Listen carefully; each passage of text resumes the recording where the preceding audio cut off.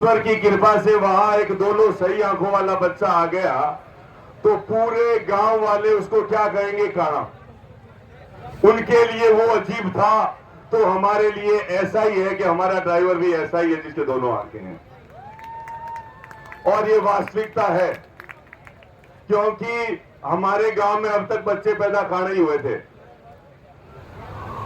और सरकार की जो बेरुखी है, जो स्थितियां हैं, शायद हम आज की जो लोकतांत्रिक सरकार है इसके बारे में कहते हैं बड़े संवेदनशील होती है, बड़े विचारशील होती है। दिल्ली दरबार का यहां की किसी वर्ग विशेष से, चूंकि मैंने इतिहास की किसी किताब में मैं इसका अध्ययन किया था, चूंकि मेरे पास में उसके अलावा कोई प्रमाण नहीं है, लेकिन इस कारण से मैं कुछ चीजें हाइड करूंगा।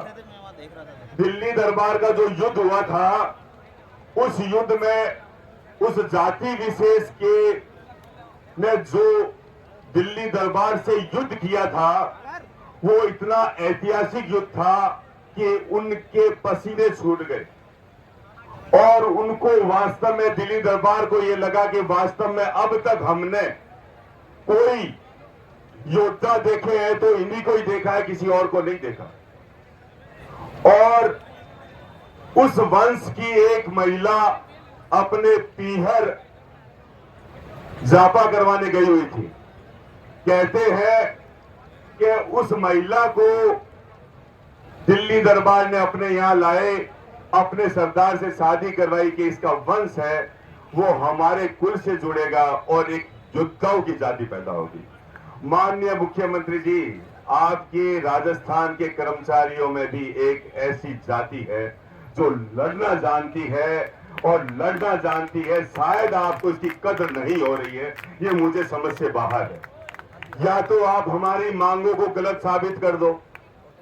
कहां गलत है कोई बताए तो सही कि हम यहां गलत है। आज हमारे मेरे शिक्षा विभाग के स्कूल का एक बाबू पीओ विद्यालयों में काम कर रहा है, उसके अंडर में 25-25 तक विद्यालय आ रहे हैं, 100-200 का स्टाफ उसके अंडर आ रहा है, और वहां पर आपके जो नियम बनाए गए हैं उसके अनुसार भी 11,000 स्टाफ की कमी है, और वो एक पद मांग रहा है, 2 पद मांग रहा है, और उसको आप नहीं दे रहे हो। आपका वित्त विभाग ये कह रहा है कि आवश्यकता नहीं है, अब सहमत नहीं है। अरे सेक्रेटरीट में तो पदों की आवश्यकता होती है, 1 मिनट में आदेश निकल गया, अभी कुछ दिन पहले निकला। अरे क्या गुनाह किया हमने? कहीं ना कहीं ये पीड़ा बार बार आती है कि आज बाबू कौम में पैदा होकर गलत किया। लेकिन जब मैं देखता हूं कि इस बाबू में ही जो जोश है लड़ने का, तो अपने आप को इस कैडर का होने में गर्व महसूस होता है साथियों, गर्व महसूस होता है। सरकार की बेरुखी है, इतने दिनों से नहीं सुन रही। हो सकता है सरकार का दम्भ हो, या सरकार के जो नीति निर्धारित तत्व हैं उनके आसपास जो लोग हैं वो हमें गलत साबित करने के आमादा हो। तो हम तो ये कहते हैं, माननीय जी मुख्यमंत्री जी से मेरा निवेदन के साथ में मैं बात खत्म करूंगा। माननीय मुख्यमंत्री जी, या तो हमारी मांगों को गलत साबित कर दो, हम यहां से उठ जाएंगे, या हमारी मांगों को मान लो तो चले जाएंगे, नहीं तो यहां पे लाठीचार्ज कर दो, पीठ पे गांव लेके जाएंगे। लोग पूछेंगे क्या लेके आए थे, तो अपने गांव बताएंगे ये लेके आए थे साथियों, ये लेके आए।